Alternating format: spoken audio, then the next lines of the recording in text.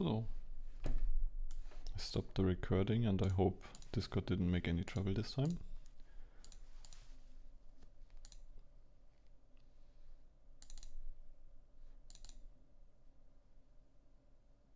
What do you feel about this game? So the thing is, I feel about this game is that say something. Early on, I got kind of lost in the laning phase because of Lulu that was playing too far up. I was trying to like keep up with her, but that was probably a mistake because we got caught out so many times for like no reason, and we gave Samira an advantage. But later, as the game progressed, I feel like I could just farm up, wait for them to try to make a play, and take advantage of them misplaying, and then just cut them out. Mm-hmm.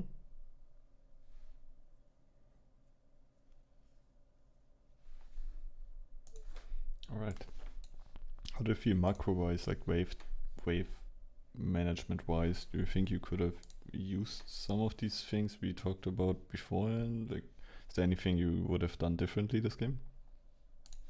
Oh well, I feel like I still struggle at least a little bit when it comes to sometimes like let's say I kill an enemy, and then like it's sometimes I know that it's like a good timing to just leave the wave and then reset, or sometimes I don't know that I should push. But yeah, at times I just miss when I can push and when I should just go back when I like let's say I killed an opponent and I have like free lane for me. But other than that, I feel like I pretty much from what you told me is like I try to understand more is like where I can take the minions, where I should rotate to the play, and then when I should go on and engage on them, and so on. So like I feel like I now understand more about the whole process of when I can do what things and when I should do what things, when it's good to like rotate, when it's good to take the wave, when it's good to help your teammates, when it's good to like stay back. Alright. Yeah, now we can go a little bit more into detail. I opened like the replay. I really hope it works fluently, but it looks good. And like think about these things that happening specifically. When it comes to these things, there's so many like variables you can always think about. Obviously, the first thing is the matchup. Where you want to think about what's going on. That's also what usually the jungler should do and decide from that on where he wants to start and not just wants the bot lane to always pull. Oh yeah, I've been told that you should, as a jungler, you should always focus about what is your strong lane that you can path towards, so you can give them an advantage and you can make them snowball the game. It's always bad when you like a Straven, for instance, when you have to pull and then the fucking enemies can just push you in and get a lane lead already because you can't take the wave. This should not happen, obviously, because you should have the opportunity. That's not given in solo queue because usually for some reason, like starting at master it gets a little bit better, but usually for some reason always people want to start bot side. And it's really bad for stronger lanes. For Zeri it's not that bad because usually you're not stronger. So it's okay. But yeah, looking at these matchups, let's forget about the level 1 and level 2, which is usually decided by who pulls. But since both sides have to pull anyways, usually both sides are late. That's still okay. So thinking about this is like the minions are crashing, obviously all of them are low. Do you know how many minions someone needs for level 2? Is it 9 for bot lane? Yeah, it's 9. Basically 3 milli minions though. You can't have. Or like, I mean for Nyla, because Nyla came into the game, it's a little lower. Let's ignore her for now. She's a little bit different, I guess. But yeah. Yeah, but yeah, usually it's 9 for when you play a normal champion. Yeah, including in these 9, obviously from the second wave, the millis only because they give more XP than the casters. So if you get like 2 millis and 1 caster, it's not level 2 yet. But yeah, that really comes to mind when you play this. The only way, like they could go in level 1 if Leona starts E and Samira starts E. If you want to go, like if you really want to make sure that this is the thing, then wait for Samira to Q a minion. and then Yeah, go wait forward. for them to reveal the ability. Yeah. They have the one. Because if Samira has Q, Leona can jump in, but she can't really follow up, and they lose level 1. So if you really want to make sure that this is happening, you can check it out. Usually, even if this happens, if you're not standing here, for example, then you always win, because you can kite the Leona backwards, and at some point, because there should be no way that you're dying, especially through the durability patch and through health potions, Lulu shield and stuff, it's not really the thing anymore that they can kill you level 1. So at some point, Leona has to walk out, and if she walks out, you can hit her for free back. So she would lose more HP. So usually it's a good trade for you anyways, if this happens. So you can go aggressive. It's just a matter of where you want to be aggressive. As I said, you can't stand here, but Lulu, for instance, should always stay here already. Like, force Leona to place a ward in there, walk out, auto attack whenever she comes in, and walk back. You can do something similar, but you have to focus on CSing as well. So this is the thing, the first 3 minions, obviously. She's already doing this mistake by stepping so forward, because now you can hit her for free. You can try to Q again, you can step up. Here you clicked backwards, which is Oh obviously... yeah, it's because I didn't know what Leona had level 1, so I was like trying to auto, then back, then try to punish her for stepping up, but still like not sure what Leona had, so I was like a little scared there. How trading works is basically there's so many things you want to keep in mind, like champion wise.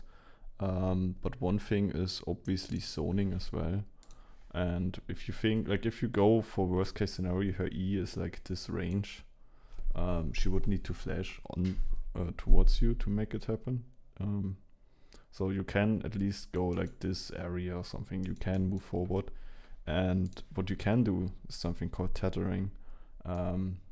According to this, like, this is kind of the E range, and if you're staying here, that's super fine. And the moment Leona walks up to you, you just walk back. You're always max range of her E, basically. So you can never get caught, but you're not like, yeah, basically not here, because you can be further up. Yeah, so you mean like I didn't know what was the code, but I heard about it, that you stay basically in max range of someone's ability, and then when they walk up, you walk the same amount backwards. And then when they go back, you go forward the same amount. So you're trying to keep the maximum distance between you and them. So now basically the first wave is gone. We saw Samira Q. Now you both should be walk up. Obviously, if Lulu doesn't walk up, or actually the other way around, you should be more here. Yeah, we should be the sides. If Lulu doesn't walk up, obviously you can't go alone, because then still Leona can jump on you and you get hit, take more damage and such. But you should definitely be further up. Even without Lulu, you can be here right now, because again, max range is not happening. So you should walk up, not be so passive, because level 1, I mean, we kind of already talked about it a little bit earlier. You're just stronger. You just have to be afraid of level 2, but they can't reach level 2 yet, so you can go deep. You can like deny them these minions. You can actually, what you should do is you guys should be here, like behind the castle minions, and actually push them away, because whenever they engage on you, you win anyways. So that's what you want to do, pretty much. If you're staying here, Samira gets these minions for free, even though she should not.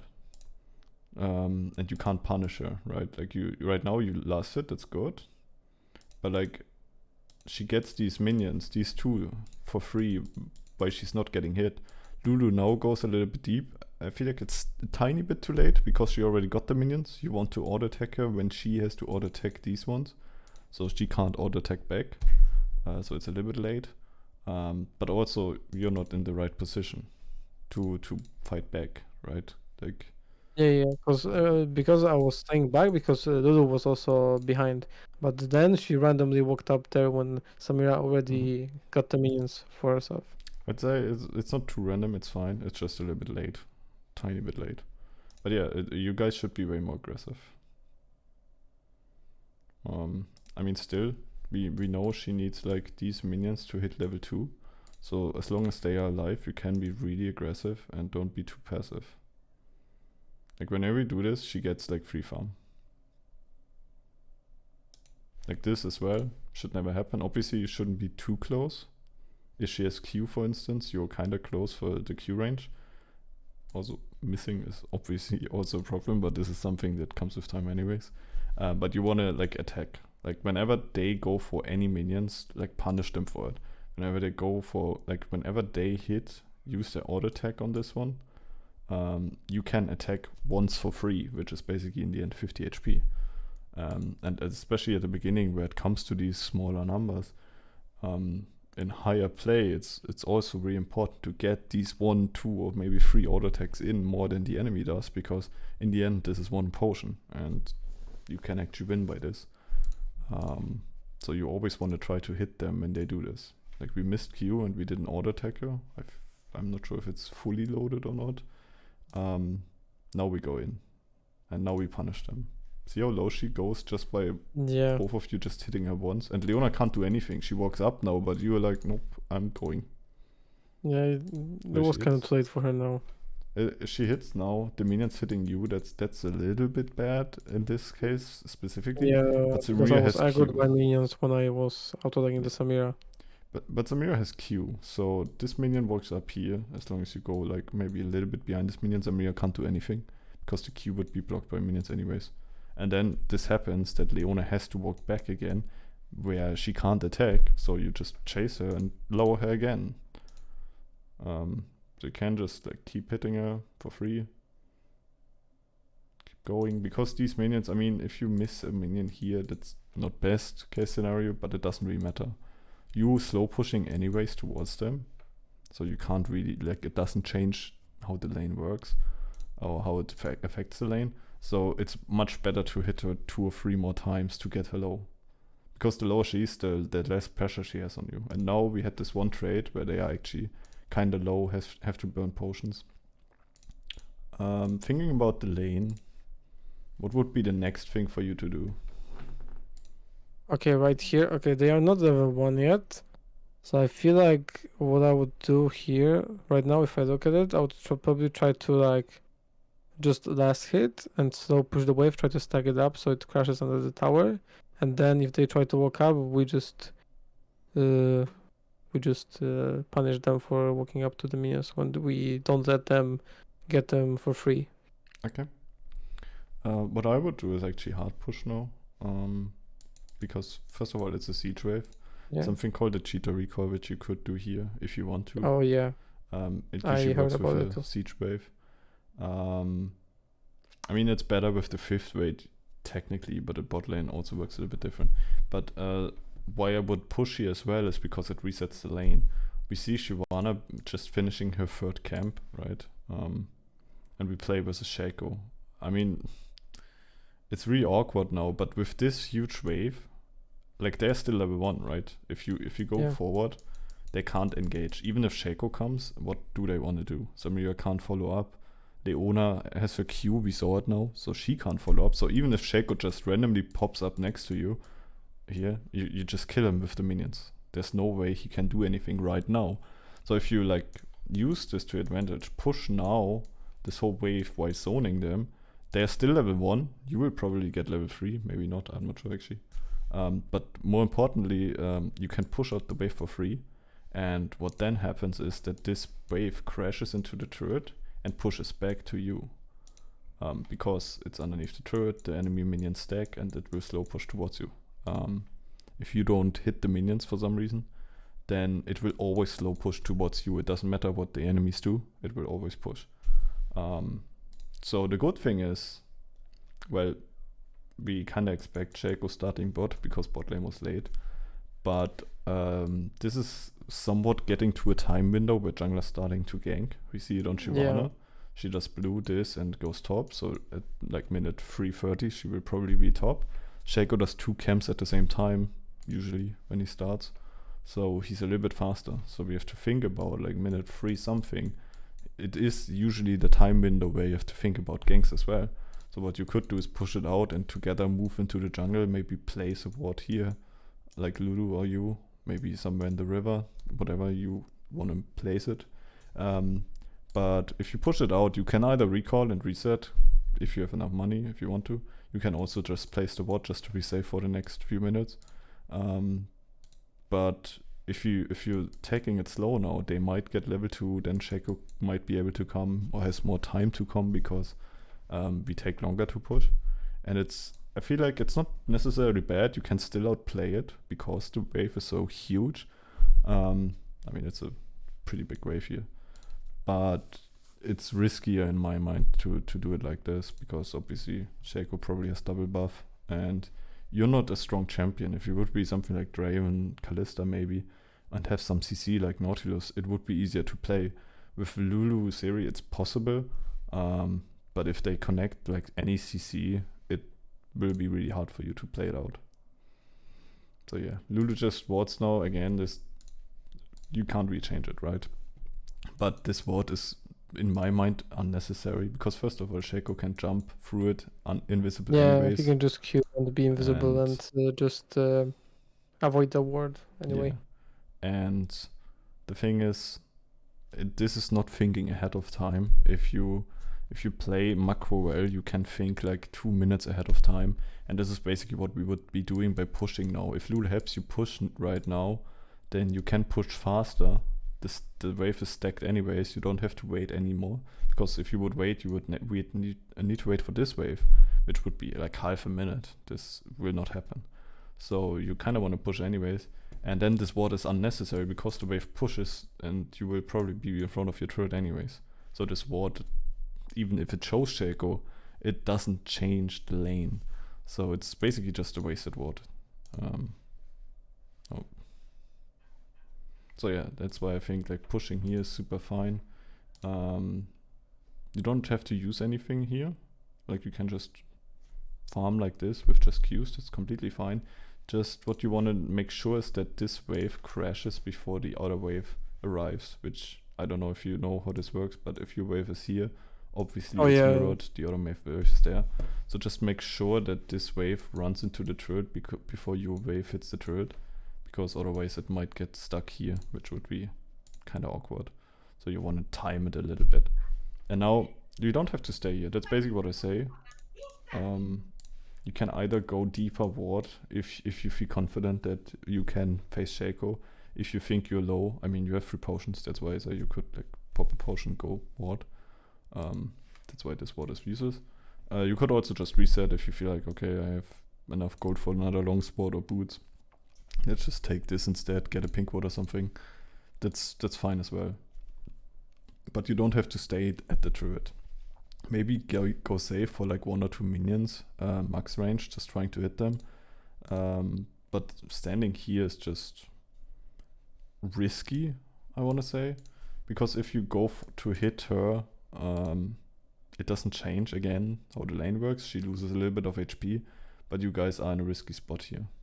Yeah, here we just got totally destroyed by the Shaco. But here I feel like, as you could see, if the Shaco wasn't here and they would still be fighting, I feel like we had good chance of winning the trade. Definitely, yeah. Because you kite well and I miss a lot as well. Samira is not really strong until 6. All she gets is like movement speed for a passive, so she's easily be punishable. Just you can prevent these ganks from happening by understanding a certain things of how they work. Like Shaco started there. I mean, we didn't see Shyvana yet, and she did a full clear, so we don't have information of Shaco. But if we don't have information, we have to always expect him to be somewhere, right?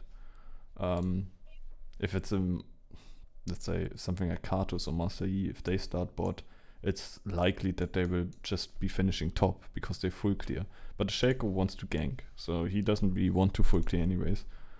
So we have to respect that he might be near, and just by respecting that would mean that we like want to just crash with this wave and just let it come back to us, because you don't lose a lot. Like you can try to get these middies, but afterwards you can go back because you don't lose anything anymore. The next wave will stack and it will push towards you, and maybe at max you maybe lose 1 or 2 more minions, but then the enemy wave stacks and you get all of this for free underneath your turret without dying, because as I said, they can't really change it. Maybe what you could have also done to escape, I mean you wanted to fight, so that's fine. You also hit level 3, it's completely fine. if you really just want to escape, I mean, you can just jump the wall as soon as he goes invisible. Because then you can walk towards mid lane, which has prio and can help you. Yeah. I feel like here I could have done something a little better because I saw the window for the Leona, but I feel like I overstayed thinking I could kill her, but I couldn't. So I should have, like at the window when Lulu died, I think I should just straight up back, but I went for like extra 2 autos, which made me die myself. Yeah, Because probably. I feel like I could survive if I didn't stay for those 2 autos. Probably would have been better because now you lose CS for this because you're already late. So basically lose one wave, and instead of the wave pushing towards you and you can keep it in front of you to it, you're forced to push now. Best case, what Samir could do now is make this like a bigger lead and like let it push and force you off the wave and zone you off the wave. As we already seen, like Samira isn't doing this. She's just constantly pushing, which is good for you because you can get free farm like this. Yeah, that's what I meant by that. In this, people just constantly push without knowing what they're really doing. So in a lot of cases, you just get free farm because they don't know what to do. They just push, so you get to farm anyway. Yeah, that's again like a big mistake, especially from Lulu. But you have to be careful. The only way you guys are winning, this is something you kind of want to keep in mind before the game starts. The only way you guys are winning later on is when Lulu polymorphs Samira when the fight starts, so she can't deal damage. You have time to poke out and kite out. If she polymorphs right here, you're basically 1 cooldown off, and as soon as she hits someone of you, this person most likely will die. If you or like has to use flash or anything to get out. So yeah, the moment the polymorph wears off, you want to run. Like, and again, probably just dash here, because Shyvana might be able to help then. Because you can get like a bigger distance. They should not be able to follow. If you dash like just a little bit further away, obviously they can hit you. The bad part about it, I mean, the best thing you can do actually here is instead of trying to fight, just play it super safe and first of all, don't push the minions too much. I wouldn't push them at all. Just last hit and hope for Samir to hit it and push it for you, because this will slow push anyways, and if they're smart they will freeze it. You will lose a lot. So any random shenanigans that happen here that can be useful for you, but if you die here you will lose a lot, because then they can actually freeze and you will lose like at least 1 or 2 waves of whole XP and stuff. So what you cannot do is pretty much die in this scenario, and by pushing you make it harder for you, I feel like, in some cases, especially here, because you have to walk further up. Yeah, because when you push, you have to, like, if you want to catch the farm, you have to walk further up, which makes it more dangerous for the engage from Leona and Samira. Like here, it would be fine to hit Leona, for instance, because again, if Leona jumps to you, Samira's not in range. That's fine. As soon as Samira walks into range, this gets scarier. Like, if she hits you here, you just dash back and Leona gets hit by all these minions and you can hit her. When she does this, technically it means because these minions hit Leona, they don't hit the enemy wave. So that means that she helps her minion wave pushing towards you as well, just because they will not attack the minions anymore. So this is also good. Like sometimes you can use this to bait the enemy into pushing towards you just by getting hit by something. So here you can actually just hit her and bait her. And let's just ignore what she's doing because she's not, like, you can't change it anyways. But yeah, like here you can hit her. Also you see where they are clicking. Both of them click towards Lulu right now, because of they look towards her. Lulu just wants to go here. So what you can because do of the way the character is facing, yeah. You know that they're targeted to Lulu. So basically, since she's facing this way, you know she wasn't walking towards you, so you still can get another 1 or 2 auto attacks into Leona, just to hit her for free because she's stabbing too deep. But you don't want to get hit here. Like you either want to use E now to dash away beforehand, or just don't. Yeah, to dodge the E. Yeah, because the moment it hits, I mean, you could still jump over the wall, But even if you jump the wall, if they would play it correctly, you're low, you probably have to reset and they could still freeze. Obviously they are not doing it. I don't know what Lulu's doing, but it doesn't change. It's good that she's pushing because then you basically don't lose too much. That's best case that can happen. But yeah, when these things happen, especially in higher elo plays, I don't even think it's too high because this is things people start to understand way better. Is if you die there or like take a really bad trade, especially in solo lanes, it's like you're just sitting there and you can't do anything. You have to ask your jungler for help because they will freeze it forever and you just stand there. We can't get close to Leona anymore, which will zone you off. So whenever you have to do this, and now it's happening again that you have to slow push, pretty much this is always like it's happening because all these things, like the first mistake was basically when we didn't reset or like didn't let the minions come back to us and we died. So now we kind of, it's like dominoes, like the same thing happens over and over again because we can't really change a lot of what's happening right now. Or like we do these smaller mistakes that basically make it happen again. So now we should just look for a reset and try to just last it. And if Leona is walking now around because she wants to roam, which is fine, you have more options to do. Like if you know she's not 6 yet, you're obviously kind of strong early. You have to be careful. I'm not sure, but I think Samaria is strong at this point because of the item advantage as well. Oh yeah, she should be because she got those early kills, so she really is in a better spot here. You don't have a big wave, so you can't rely on this. And the moment Lulu walks away, you don't have this for yourself. So you have to be careful in a 1v1. If Lulu is still here and Leona's away, you always want to take this time to reset the wave. Because if you push it in now, the same thing happens. It will reset, it will push towards you. And it's good for you to keep the wave in front of your turret because you don't have to overextend. You are not gankable. And it's hard for them to dive as well. Possible, but if you play it cool, it should not be a thing. So why do you think we said that we want to push here now instead of like following?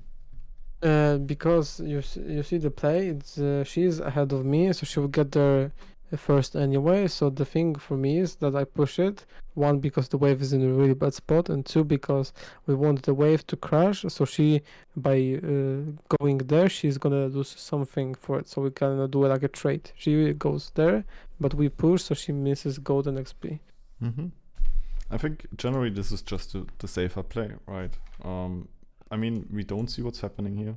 You didn't use the camera to check what's going on. But just from how the situation is, the HPP bus as well, Lulu's level 3, you can go there, but then it's a coin flip again. And what I always encourage people to do is try less coin flipping and playing more, not safer at all costs, but just not coin flipping every game. And this is pretty much a coin flip because if you go there and every one of you dies, you're not losing only a few kills to them, but also bot wave will be bad, mid lane wave might be bad. If you just stay here, they still coin flip, but you can change your destiny basically by pushing this wave.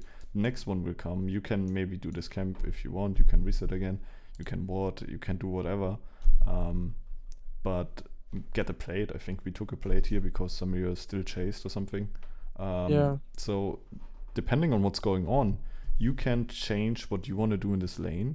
But if you would follow, like these minions will just do their random thing, and you can go there and maybe get a quarter kill. Is it likely? Not really. Is it possible? Yes. So the thing is, do you want to risk your stuff? Like this is 100%. Because she works and you're not, or do you want to like give up your 100% stuff for the possibility of a few kills? Somewhere in mid game when you have 1 or 2 items and it's more likely to get kills, maybe it's better to team fight then. But especially here, since you are behind already, I mean, she could just turn around and jump on you at any time anyways.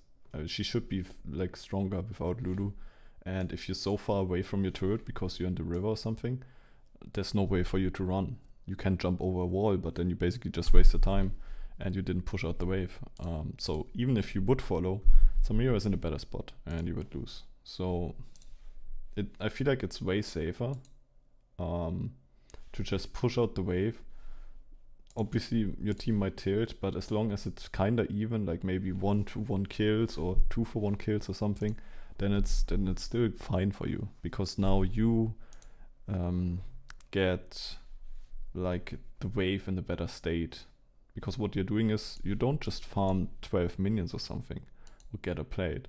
What you're doing is you reset the wave so you can in the future farm easier again and get slowly back into the game.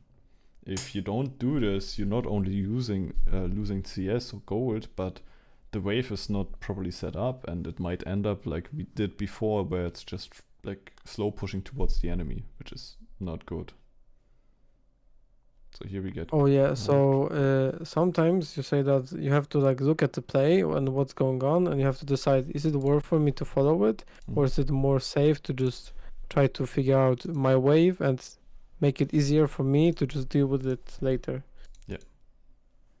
Basically anything that happens, also mid fights for instance, we have it later where we have these random mid things where you can just go side lane and push. It's the same thing, just later on in the game.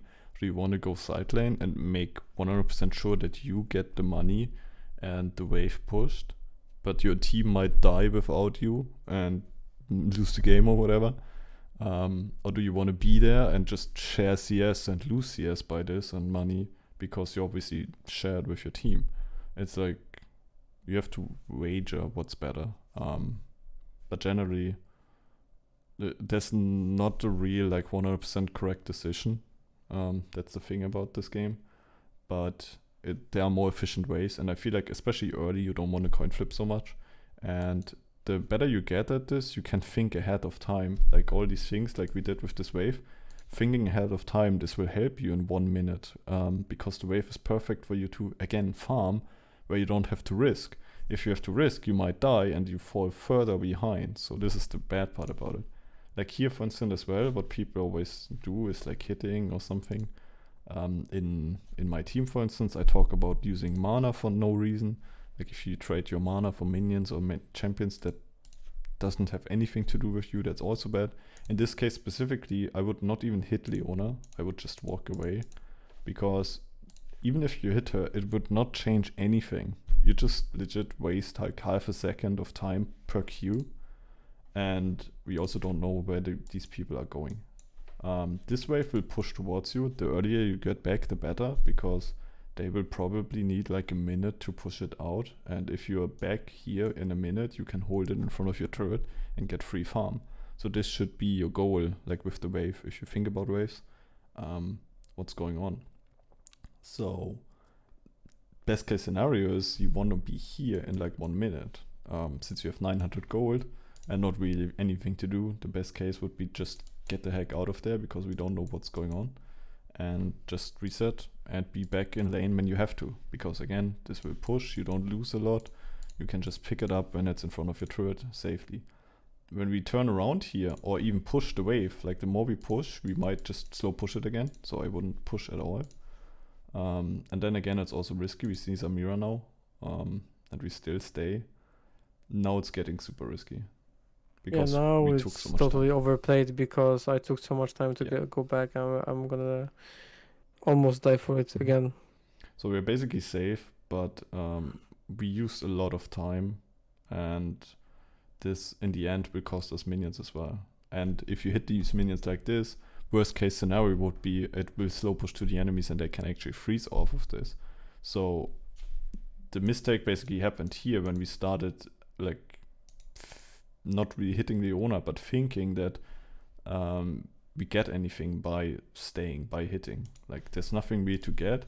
If you want to play the macro, like most efficient, this wave will push towards you and you want to catch it as soon as it's in front of your turret. This is your next objective, I guess, because also Dragon's not up, there's nothing really to take.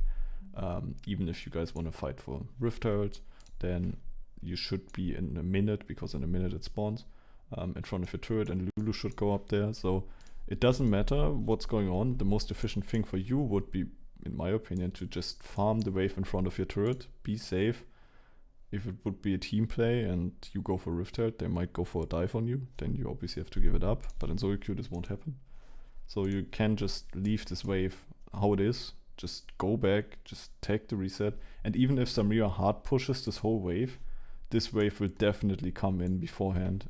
Like catch it here at this point of lane. And you will be there in time. The longer you took, I mean, you could have been in base by now. Since you took longer, it will also take longer until you're there, and you might not be able to catch it in time. Luckily, Samira recalls, so she won't push it in. But whenever we waste time, we lose tempo, and sometimes tempo is really important. Like Leona's hard pushing it. If Samira would help, you could catch it underneath the turret. You wouldn't lose too much. That's fine. It would just slow push again to the enemies because we were slow. Now it's similar. We just get the wave, but again, because we didn't recall immediately, we have to push now. So it's again, the wave is not in the best state for us. We just got a little bit of more gold, which is good, but it's not optimal, I'd say.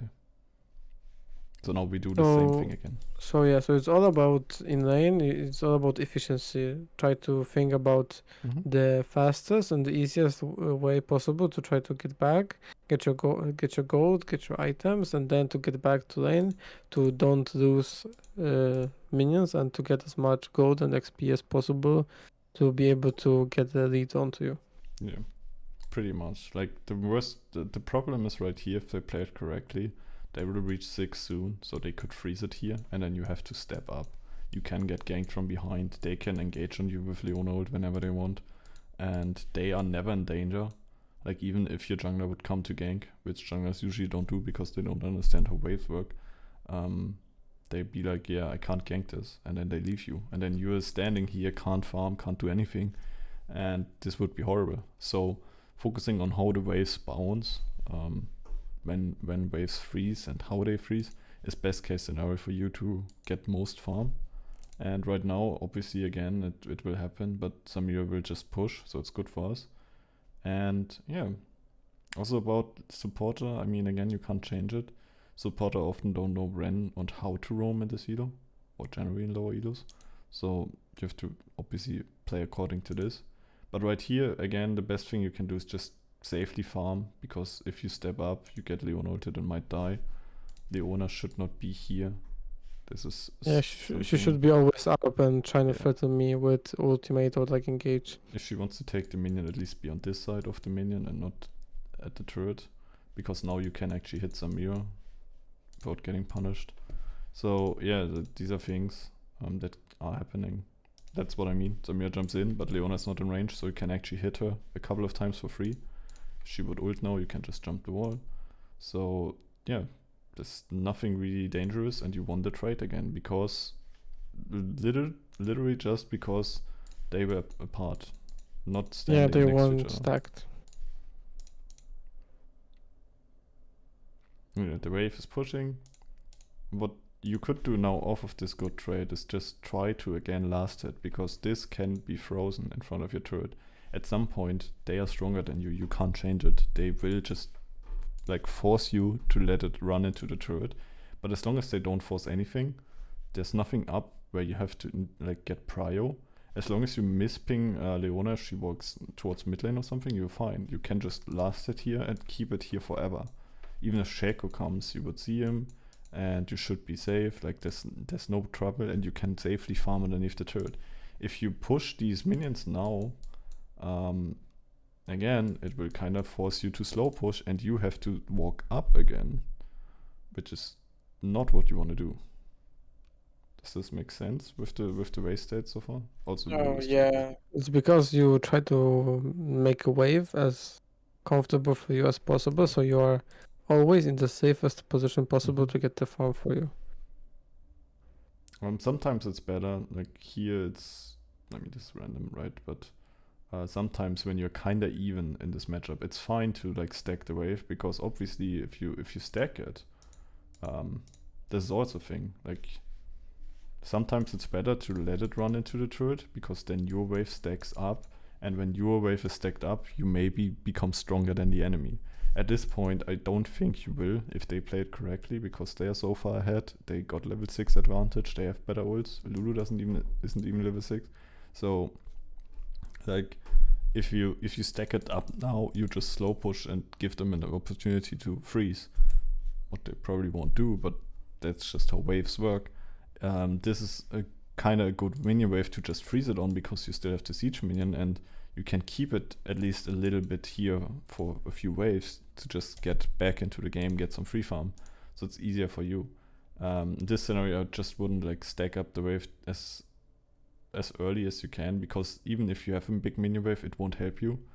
I'd say it's even worse because Samira heals off of them with lifesteal, with her ult. But whenever Leona runs away, you can actually go a little bit more aggressive, especially when Lulu has these like clutch polymorphs. It's really helpful. Like now we don't see her anymore, we have to be careful. That's the thing, we saw her on the ward. We see her go missing. So we have to respect that she might be here somewhere. Yeah, she might be somewhere that we don't know, and she could just use her stuff on us. Exactly, and tethering, I mean, Leona ult can just drop on you. So whenever you don't see max range Leona, which is, I don't know, something like this, a bit awkward circle, but Yeah, let's say she's here, you always want to be ready to press your E or flash, because when it drops on you, you have to dodge it. If you get hit by it, you're dead, because you don't have cleanse as well. So in this case, if you can't see that far, you have to respect it. Like if it's out of vision or if your camera is not there, you want to like have to think about, like, if the circle would be this, if you would be standing here, that's safer, because then you can actually see Leona and react. If you don't, it's too risky, even if she's. And also I feel like just to be safe, you should, like, if you don't see enemy on the map, like Leona, she went like out of vision, you should always assume that she's close, so that you play safe. Yeah, similar to the Shaco we did earlier with the gank, like where we are like, okay, he might be there. He doesn't have to be. But if we just step up now and he's there, I mean, we're basically fucked. So we have to respect that he might be there. And as long as we don't have the information, we have a ward here. If she would roam mid lane, we would see it. But as long as we don't see her, we have to always respect that she's might there. Even if she's just in this brush sitting for no reason, we still have to respect that she might be right next to you. This is also why it's important sometimes to just get out of vision. Like what laners, for instance, can do, especially solo laners, but sometimes bot laners. Usually when a laner goes back, the enemy laner will just push it out and also go back, right? That's probably what you maybe have done in the past as well. Makes sense.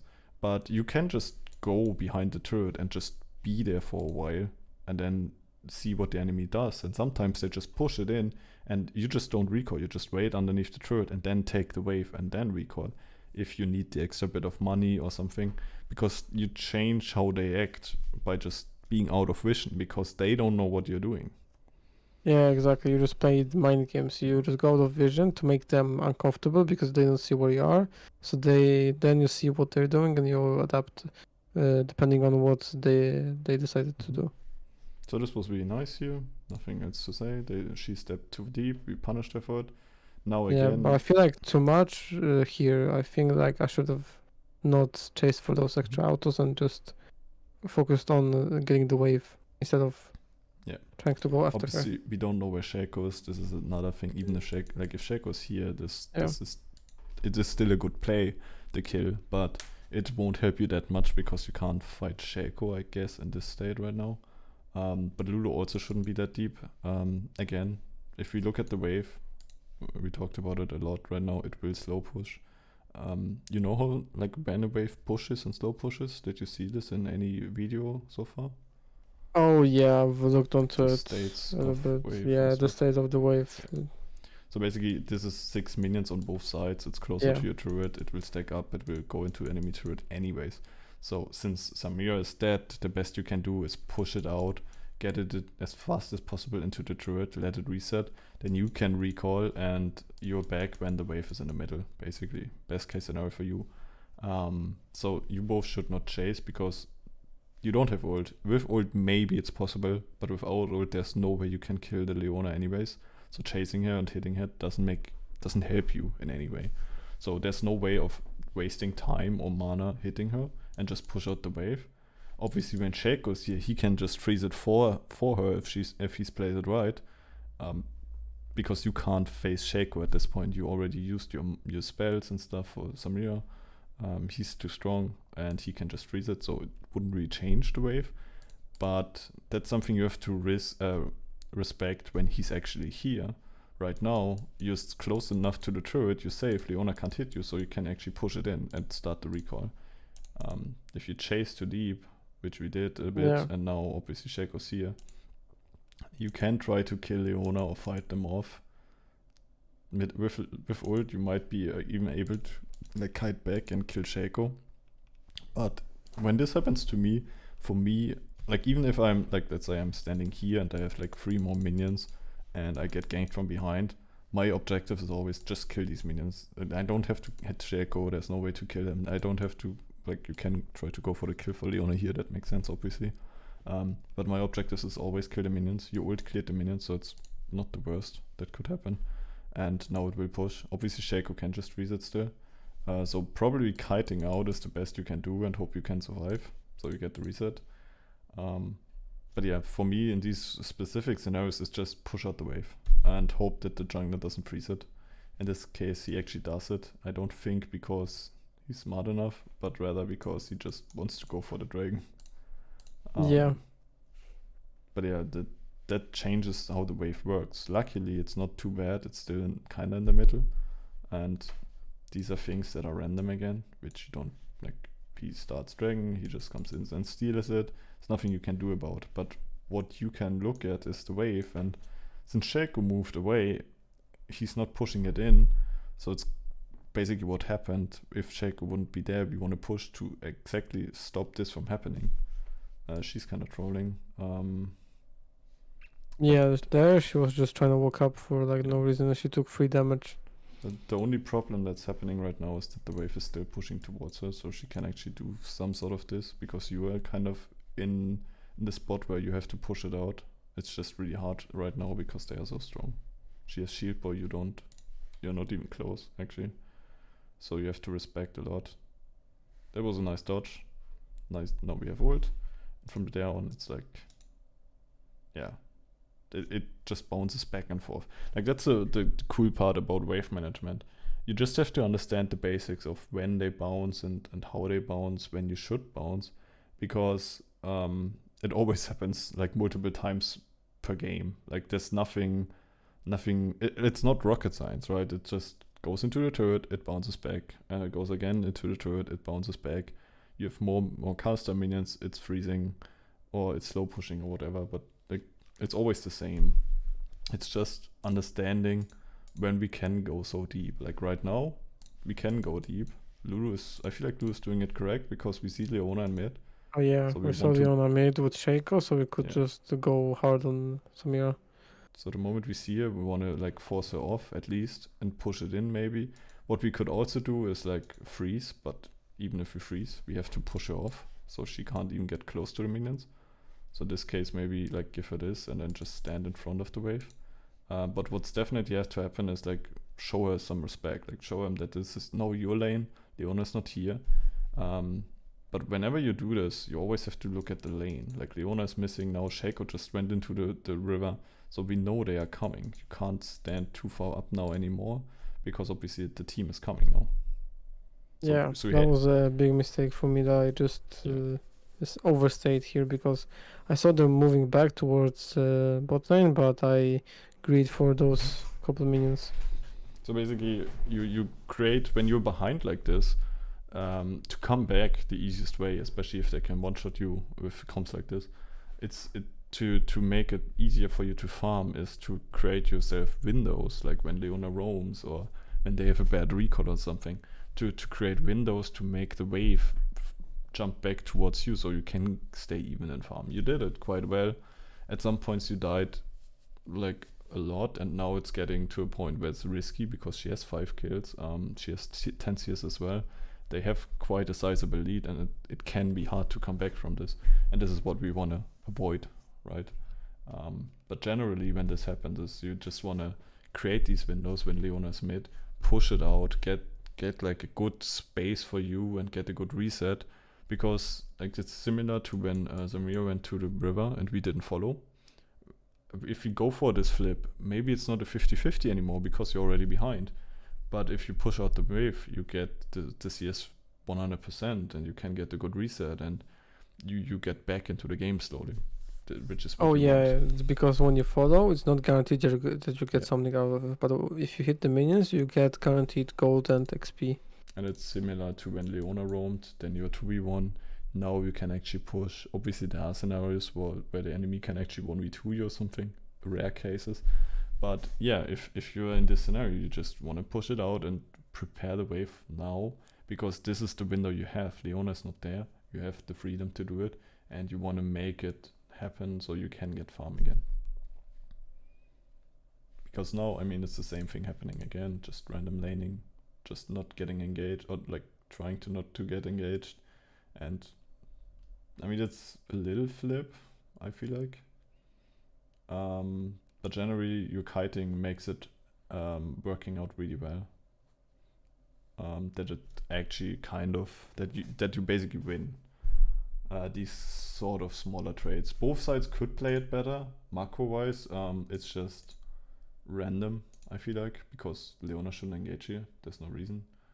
And even if they don't have to like fully commit, getting this out of the U is totally fine. Going in again is just dumb. Because macro-wise they shouldn't invest and risk this.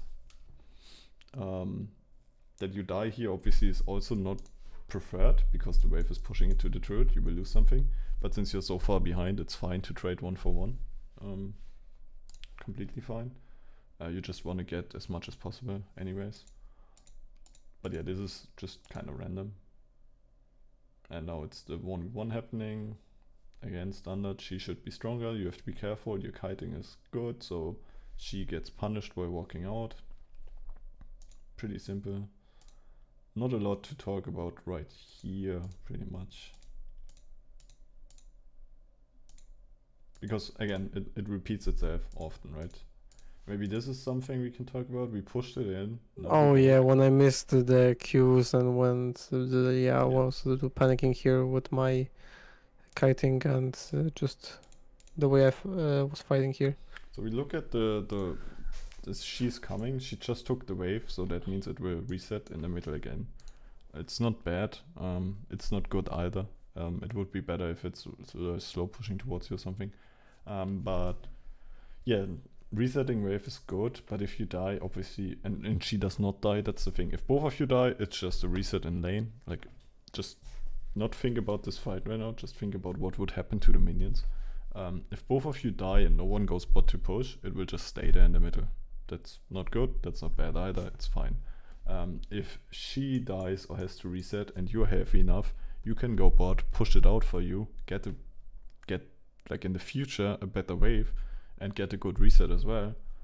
If you die and she doesn't, she can go bot, can push it out, and then you have a bad lane state, besides that you give 300 gold, and you have to walk up again. So whatever happens here doesn't, like, it changes what happens with the waves pretty much.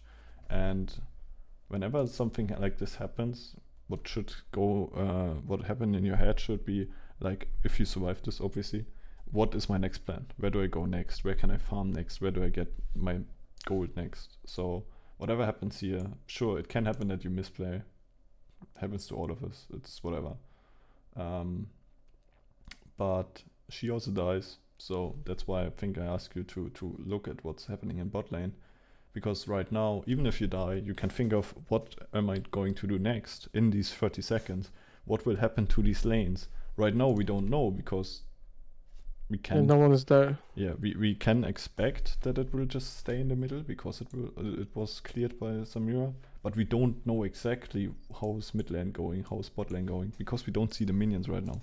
So in this case, when this happens, you just buy your items. You can look at the fight, what's happening with flashes or something if you want to time them.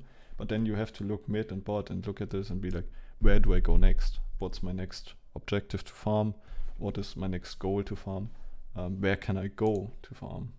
So that's, I think, why I ask you to look at bot, to look at the wave and thinking what's going to happen. Because even though we thought it would reset, it kind of slow pushed to the enemy still. Just how minions work sometimes. It's a little bit unlucky. But yeah, now you know how the bot state is and you can safely go there. Thinking about this is like, you can go up, you have to risk 2v2. Maybe after you pushed out the wave underneath the turret, because it will stuck later, sadly, you can maybe take the wave or the jungle camp instead to stay in the game. But this is basically what you want to do, like to improve in wave management. Always think about, if I take this fight, if I take this 2v2, if I go into this team fight or this dragon fight, what will happen to this wave? Like here again, it's the same thing. You can help immediately, or you can push out the wave. It's again this 50-50 kind of. If you push out, she will lose this wave, it will bounce back, you can freeze. If you help, this wave will like die alone and you don't really have any clue what's happening. You lose a lot of CS, which you don't want to. You can take it, sure. Whenever this happens to some of my team players, I tell them in solo queue, you can go for these things. Just keep in mind that you want to stay alive. Like, it doesn't matter what happens to these people, but you want to stay alive because you just came out of base. You need some sort of input of money, and this wave is not prepared yet. So if you don't prepare something, and like if you prepare something and die, it's not bad because you prepared it to get farm in the future anyways. But if you didn't prepare it yet, you have to make sure that you can't die, because if you die now, then you can't prepare it and you will lose in the future, which you don't want to. So whenever you go for these fights, you don't have ult, you probably know how Zeri works, so you know how much damage you can deal and take. Oh yeah. So it's completely fine if you want to take these fights, if you see the enemies and be like, yeah, we don't die here, that's fine, Yone is strong. So you can take it. Just keep in mind, you just don't want to die. Like Yone jumps Yeah, the out thing right I now. was here, you told me what to think about next. So it was here. I believe that I went mid, and then like this something happened once. I think like it was after this fight. I went mid, and I tried to get the wave, and then try to push the tower, and my Shyvana was on the Raptors. I think it might be somewhere later. It should be come up soon, yeah. But Because yeah, I was trying to keep in mind what you said, to think about what's your next move. So I was thinking like, because the wave on bottom was pushing, I was trying to just go mid, and I saw that the tower was getting low. So I was thinking, we want to fight, we can take the mid wave, and then we can take advantage of that. We are more people and take the mid tower. So it's basically tempo again. We see the wave bot lane, kind of, that it will slow push, that you can get a lot of farm there. How the fight turns out, it's basically that you chase into the jungle and Yone already jumps bot lane with his shadow anyways. So it makes more sense that you go mid and he goes bot. And you get the turret, obviously. So that's macro-wise the right thing to do. All of them are dead so far. Now we see Samira. Yeah, it's the again, thing was, I thought that Shyvana would be with me here, yeah. but she went to Raptors. So I thought I could challenge the Samira. It's about like obviously what you should do here is at least ping multiple times, at least 2 or 3 times. Tell her, here there's someone here, I need assistance, or I want to push the turret or something. So she at least knows. Maybe she just didn't see her on the map or something, that's fine. Like maybe her camera is on the Raptors camp and does look at the map at this point. You don't know what's going on in her head.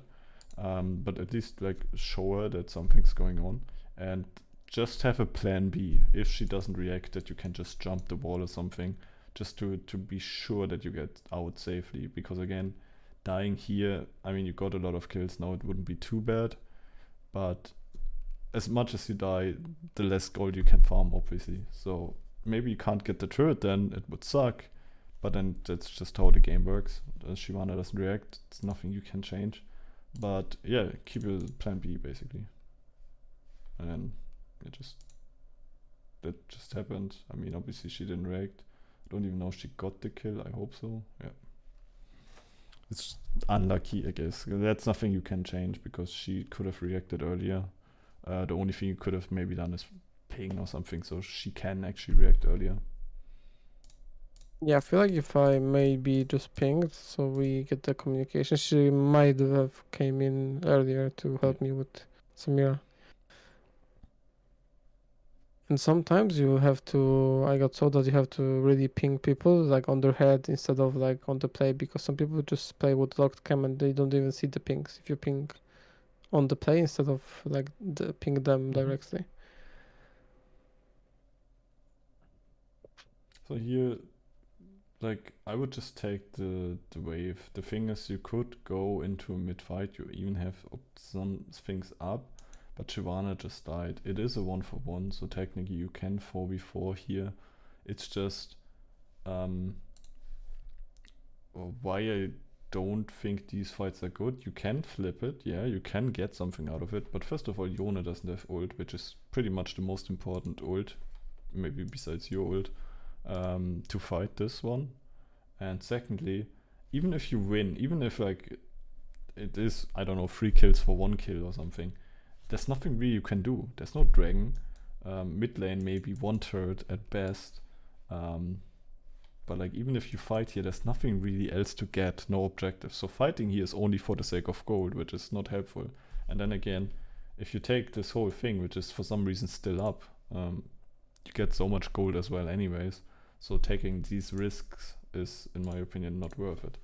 Then again, you have to wager, is it worth for your team to maybe start tilt because you weren't there, but...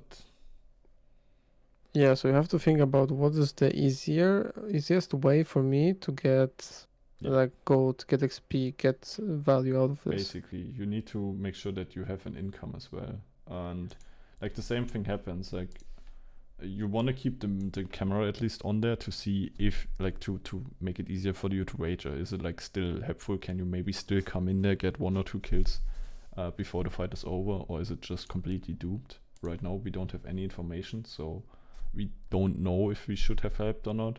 But like that's the same thing that will happen for them now, is they get so much kills. The problem is they still have a jungler. We had no jungler, so taking Baron is hard. They still have a jungler, they still have lots of damage, so they can actually do the Baron. I think if Shyvana had ult, you guys should be able to fight it, but since she did not... Yeah, she didn't have ult. Maybe it's possible to fight it still, but I wouldn't risk it too much. But now you got at least some income while your team was dying in this coin flip. Maybe you could have changed it with your presence and maybe with your damage, but we don't know. But now you actually know that you have a red buff. You're strong for the next minute. You can make use of this at least. So I'm running around. So whenever these things happen, always look at the map and be like, what's next? Like check out what the minions are doing. Where can I farm next? And just try to not get caught or something. That was close. And now obviously with Baron, this is the moment where you want to stay grouped, because obviously you don't want to hard engage if it's not something like a 3v5. Like right now it's not good, but I think Shaco moves bot now and Aatrox is there, so it's a 4v3, so it's fine. But yeah, if Baron happens, then it's okay to share farm, because obviously your main priority is just to defend the wave with your team and not focus too much on getting some solo gold, because they can have tempo with the Baron, which is risky. Okay, now we see Samria bot, and this basically makes this a good fight, because there's not a lot they can do. So this is super fine. And I think macro-wise you actually play kind of well. Like with Siri, it looks really good. Maybe some positioning errors where you go a little bit too deep, but your kiting looks really good. Oh yeah, I told you before that I sometimes just overstep, and that's why I try to work on, because I feel like you told me that I try to make my kiting as good as possible, and like with positioning, that's what I'm trying to work on, to not overstep, because as an ADC you have to kind of, in most of the scenarios I feel like you have to wait for your team to do something until you can go and output your damage. Yeah. So in a lot of cases it's better to just like stay safe and just don't die. Deal as much damage as you can, but just don't die.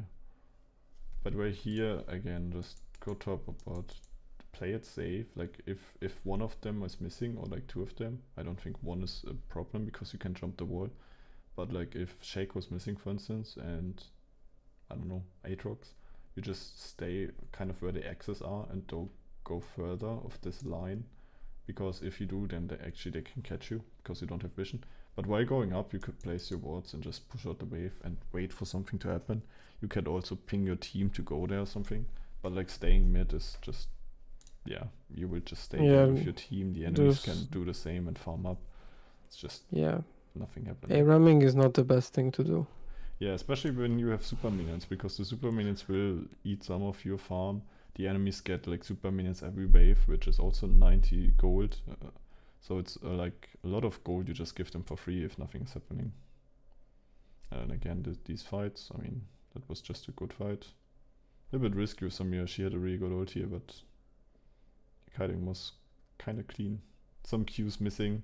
I mean, this is just micro. It's just practicing. There's nothing with understanding. There's nothing I can help you with. It's just practicing and hitting Qs. It comes with time when you play the champ.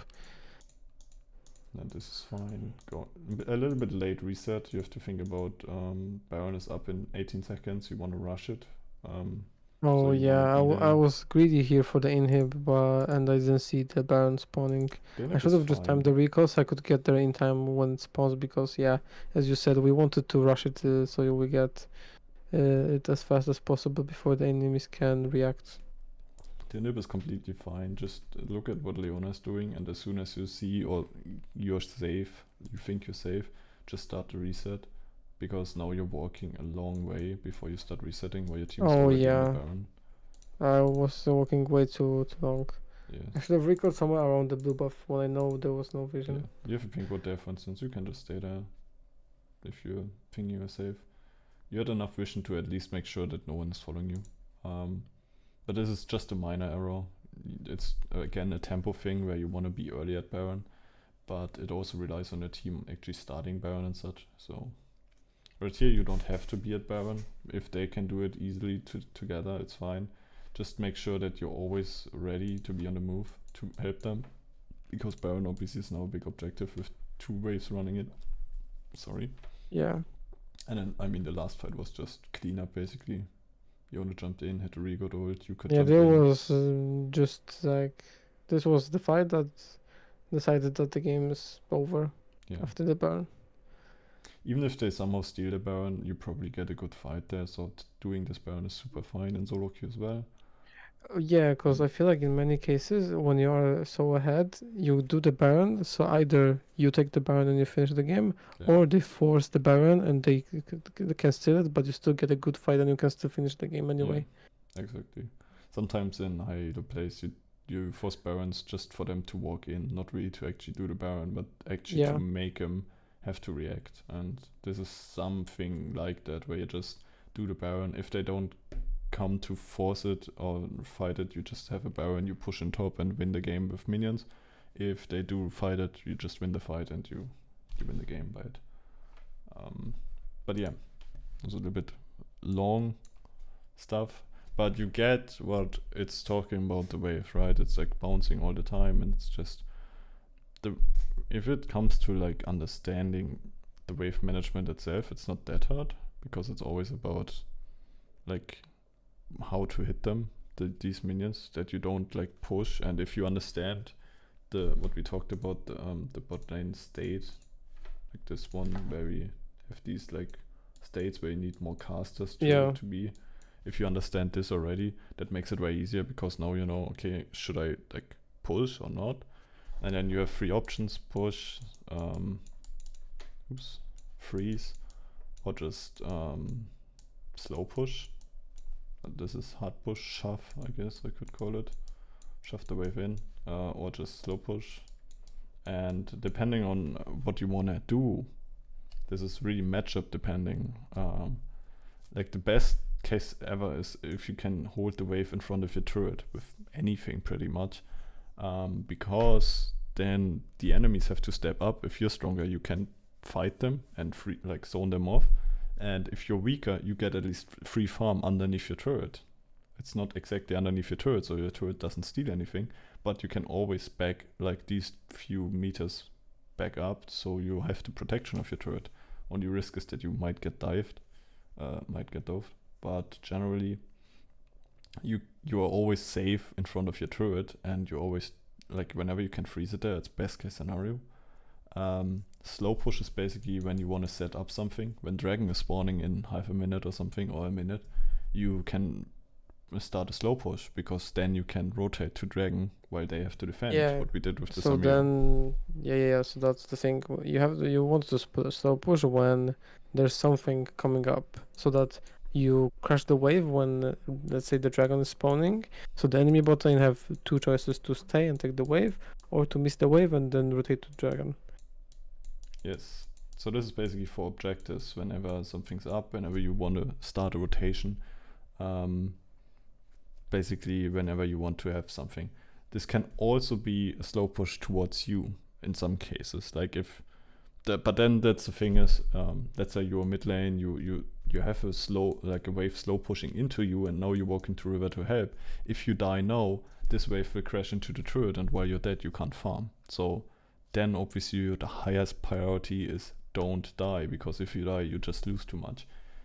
But if you slow push towards the enemies, then yeah, the longer the fight takes, the better it is for you, because the wave will crash and someone has to take it. If they don't, even if this fight is like nothing happening, both teams disengage, they will definitely lose something because you slow pushed and the wave crashing into the turret. So this is usually for objectives, obviously really like game and scenario like based, but this is usually for objectives. Freezes is like generally good when you want to deny or just play safe. Both works. Just be careful for possible dives. And shoves is like, you can push, but usually just do it to reset, like to either reset for yourself or to reset the wave state. If you slow push when you don't want to slow push, because like you can't stop the push, and then the enemy jungler has time to set up a gank for you, then you just push it in and just reset and be like, okay, just play it safe. I have like a small time window where I'm safe from ganks. Now is the time to push, because afterwards you can change the wave state again.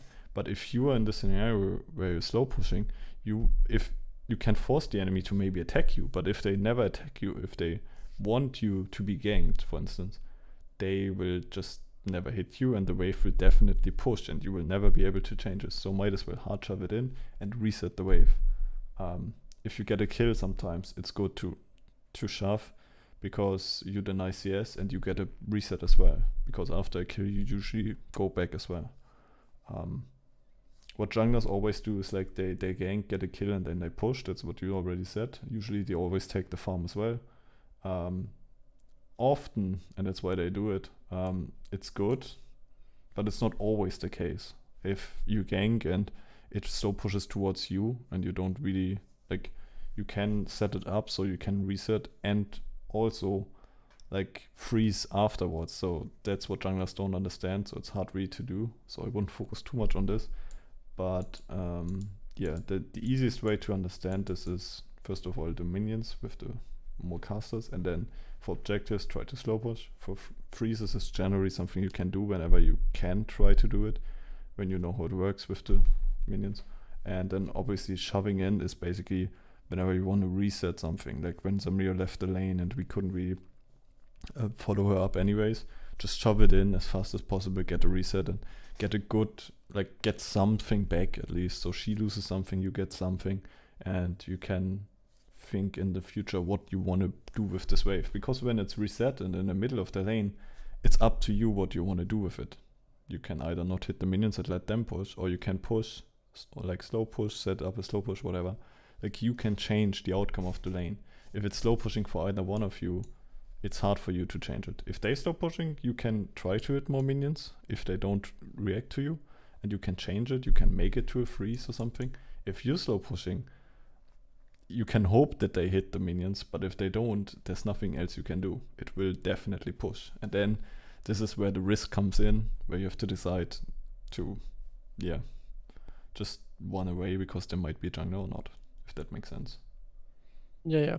It's a lot to soak in, these kind of things, but these are general things that usually work.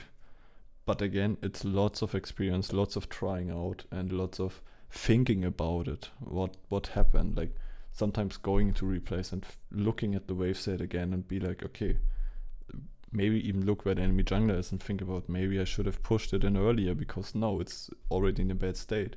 Not be like, okay, Lulu overstepped and died here to the jungler, or I've overstepped or died here to the jungler. Rather maybe go like 30 seconds back and think about what you could have done earlier to the wave, so you don't have to step up or you don't have to stand here in front of the turret, if that makes sense. Yeah. And this only like easy, like the only way to really improve it is to like look at it again and look at different games and look really like not when the death happens, rather like beforehand, and really think about like what are changes, what are things you could change. And I mean, if there are really some weird scenarios or something, you can just hit me up, maybe send me a picture of the wave state or something, or like the scenario and maybe a video, you can call me or whatever, and then we can maybe look into detail again. But most of it is something, if you're like motivated enough, this is always something you can easily learn, I feel like, and just try it out, try to figure out a way, and try multiple things with the waves as well, pretty much.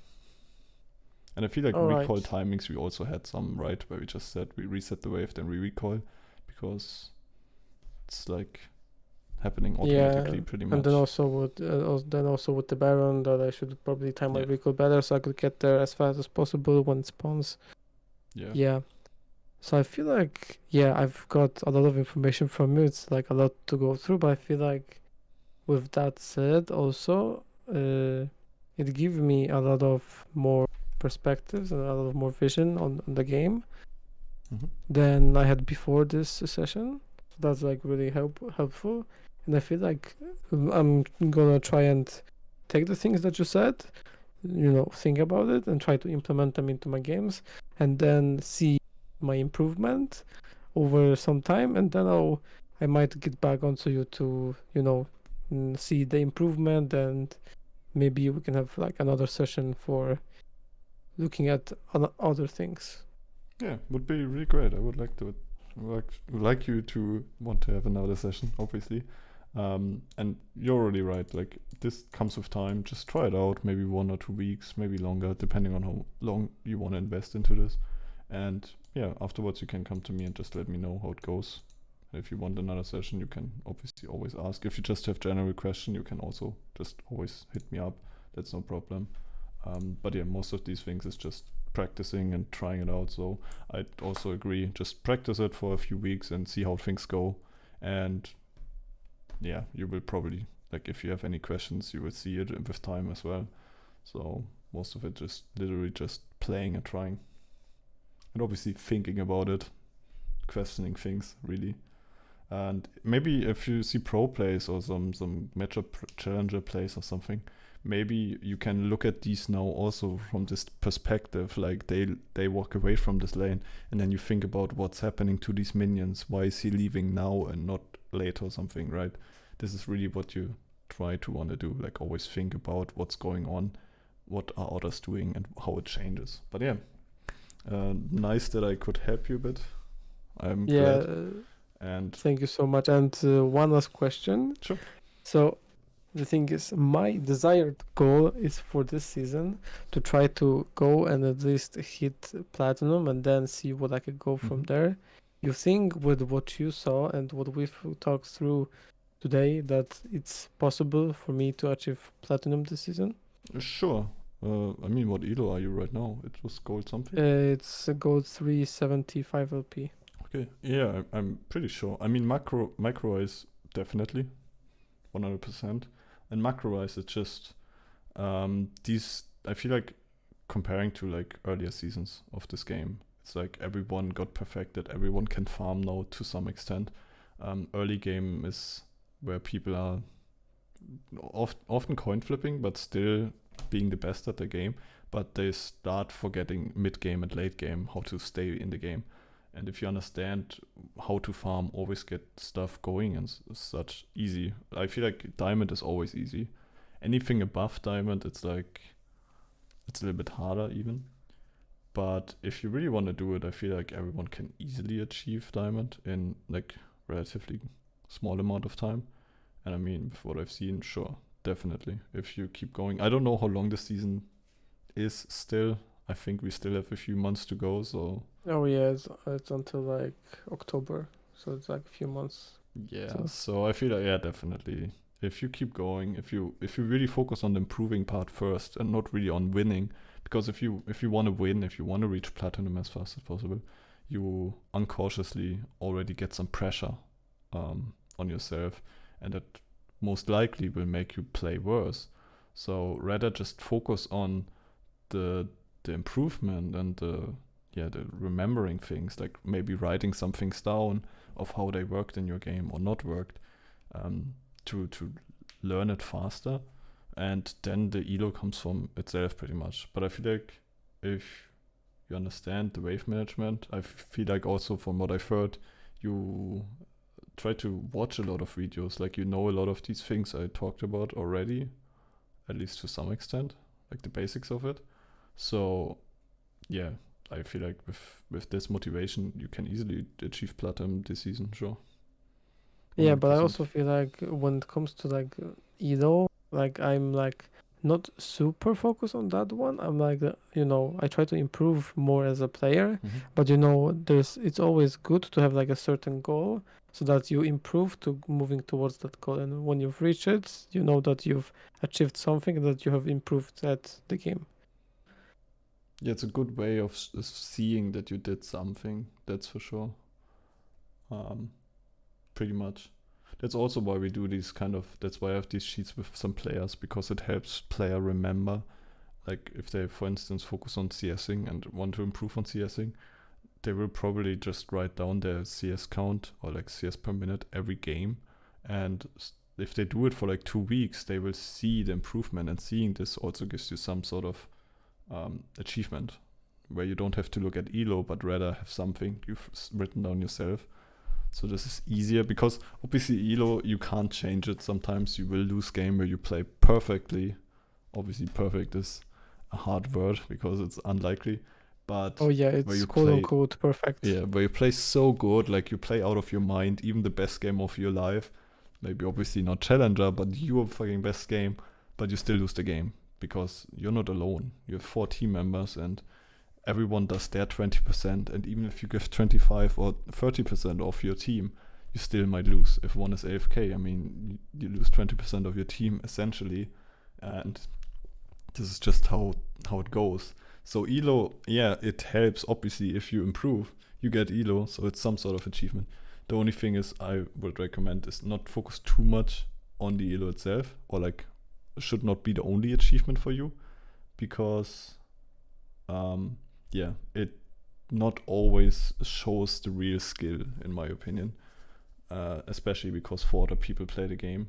Some people are better in carrying. Some other players are just better at supporting their team. And obviously, if you support, it's harder to win more games because you can't really Yeah. carry on your own. So, yeah, if you play supportive champions, then obviously elo is also a hard thing to gain. So, yeah, you can use elo as some sort of achievement, giving some happiness, obviously. But I would also recommend having something else you look at, where you'll be like, okay, I definitely did this some different a week ago, and now I feel like I did it better.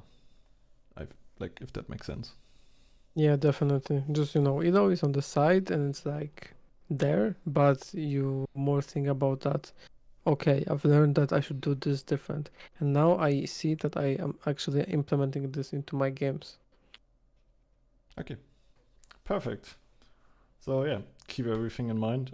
As I said, I will upload it to YouTube as well. Do you want it public? Like you said, you wanted it, right? Yeah, yeah. Even if you also can send me the link, I will do a quick shout out for you in my little community here, because you're doing honestly a really good job, and thank you so much for your time today. Thank you, no problem. And yeah, I will send you the link right after. I'm not sure if I can finish it today, but definitely the upcoming day then.